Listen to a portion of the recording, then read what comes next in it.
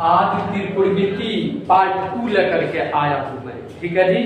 और इसके पहले मैं त्रिकोणमिति का वीडियो बनाया हूँ पार्ट 1।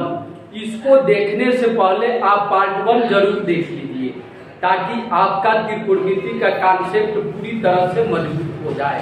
तो आओ मेरे साथ, आज हम लोग पढ़ेंगे त्रिकोणमिति पार्ट 2 पढ़ेंगे, जो क्लास 9, क्लास 10, क्लास 11 और क्लास 12 के लिए वेरी इंपॉर्टेंट टॉपिक है, ठीक है जी।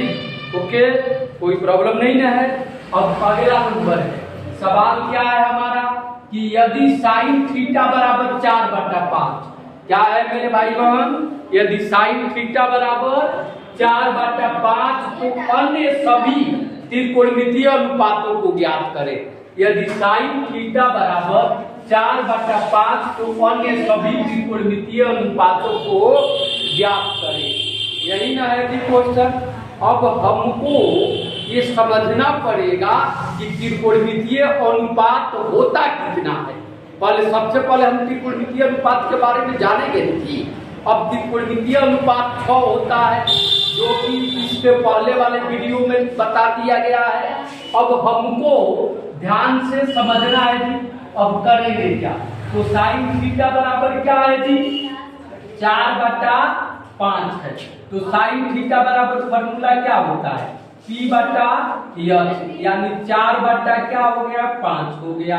तो P बराबर क्या हो जाएगा जी, 4 इकाई हो गया, 4 इकाई। बिल्कुल ध्यान से समझना है। और H बराबर क्या हो गया, तो 5 इकाई। समझ में आ रहा है कि नहीं जी मेरे भाई बहन, क्लियर है? नहीं समझ में आएगा तो कमेंट करके जरूर बताना मुझे, ठीक है। अब यहाँ से क्या निकालेंगे, यानी B निकालेंगे। तो B² बराबर क्या फॉर्मूला होता है, H² माइनस P²। तो B² बराबर H कितना है जी, 5 है, तो 5 का whole square minus P²। P क्या है, 4 है, तो 4 का होल स्क्वायर। तो B² बराबर 25 और माइनस 4 × 16। और B² बराबर क्या जी, 9। तो B बराबर रूट में क्या हो गया, 9।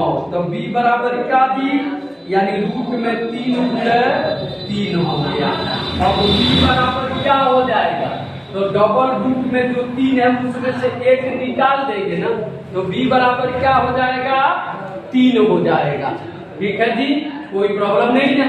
अब आते हैं त्रिकोणमितीय अनुपात के बारे में, और सारे फॉर्मूला का जो लिस्ट है वो तैयार करके वीडियो 1 में यानी पार्ट 1 में बना दिया गया है।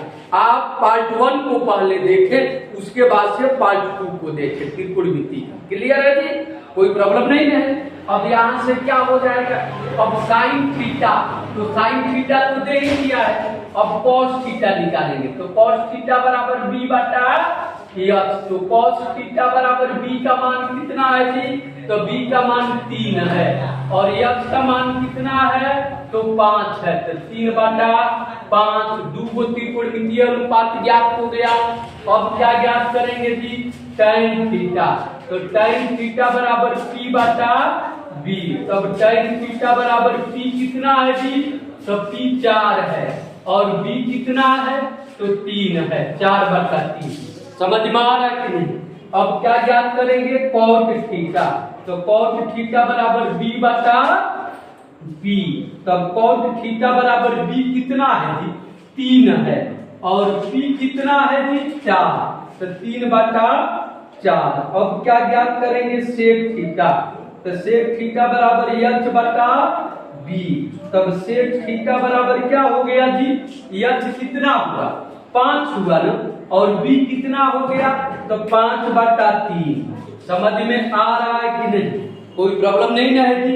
अब क्या ज्ञात करेंगे, तो कोसेक थीटा। क्या हो गया जी, कोसेक थीटा बराबर H/P। तब कोसेक थीटा बराबर H कितना है जी, तो H देखेंगे 5 है, तो क्या रखेंगे, 5 रखेंगे। अब H/P, P कितना है, तो 4 रखेंगे। क्लियर है जी। इस प्रकार सभी त्रिकोणमितीय अनुपातों को ज्ञात कर लिए।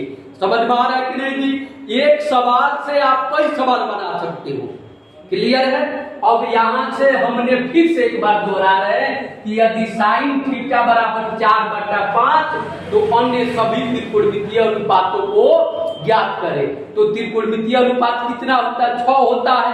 As you know that already, आप पहले से जानते हो कि त्रिकोणमितीय अनुपात 6 होता है। ठीक है जी। और हमने 6 को इसी क्वेश्चन में ज्ञात करने के लिए कह दिया है, ताकि इसको यदि आप बना लोगे तो निश्चित ही इस टाइप का जितना भी क्वेश्चन है केवल एक त्रिकोणमितीय अनुपात ज्ञात करने के लिए कहेगा, 2 कहेगा, उसको भी बना लोगे। इसलिए मैंने सारे को एक ही में बता दिया, ताकि इसको बताने के बाद आप इससे जो छोटा क्वेश्चन है इस पर आधारित अपने आप बनाओगे।